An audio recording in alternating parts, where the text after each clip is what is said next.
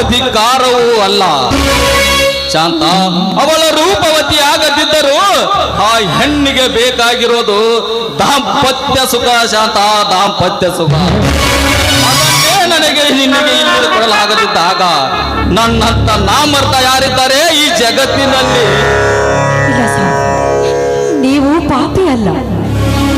ನನ್ನ ಕೈ ಹಿಡಿದು ನನಗೆ ಬಾಳು ಕೊಟ್ಟು ನನಗೆ ಮಾಂಗಲ್ಯ ಭಾಗ್ಯ ನೀಡಿದ ನೀವೇ ನನ್ನ ಪಾಲಿನ ದೇವರು. ನೀವು ನಾನು ದೇವರೇ. ಮಳೆ ಹನಿಗಾಗಿ ಭೂತಾಯಿ ತನ್ನ ಒಡಲನ್ನೇ ಸೀಡಿ ನಿಂತಾಗ ಗುಡುಗು ಮಿಂಚುಗಳಿಲ್ಲದೆ ಉತ್ತರೆಯ ಮಳೆ ಉತ್ತರಿಸಿ ಬಿತ್ತದೆ ಹೋದರೆ ಅಂಥವನು ನಾನು ದೇವರೇ. ನಿಂತ ನೀರಂತೆ ಶಾಂತವಾಗಿ ತನ್ನ ಕಂತುರಾಯನನ್ನ ಕೈ ಹಿಡಿದು ಅವಳು ಅವಿತುಕೊಂಡಾಗ ಮುತ್ತಿನ ಮಳೆ ಗರೆದರೆ ಅಂಥವನು ನಾನು ದೇವರೇ. ದೇಹಿ ಎಂದು ಬಂದವರಿಗೆ ವರ ನೀಡದ ನಾನು ದೇವರಲ್ಲ ಶಾಂತ, ನಿನ್ನ ಪಾಲಿಗೆ ಏಡಿಯಾಗಿ ಬಂದ ಪುರುಷಹೀನ.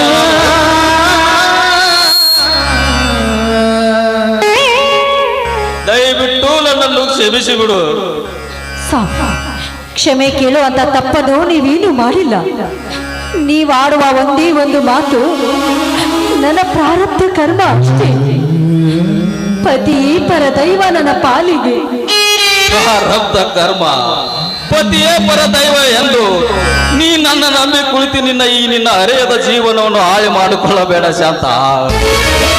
ನಾನೆಷ್ಟೇ ಡಾಕ್ಟರ್ ಸಲಹೆ ಪಡೆದುಕೊಂಡರು ನನ್ನ ಮರ್ಮಾಂಗಕ್ಕೆ ಬಿದ್ದು ಪೆಟ್ಟು ಸುಧಾರಿಸುತ್ತಿಲ್ಲ ಶಾಂತ, ಸುಧಾರಿಸುತ್ತಿಲ್ಲ. ದಯಮಾಡಿ ಈಗ ನೀ ನನ್ನ ಮಾತನ್ನು ಕೇಳು.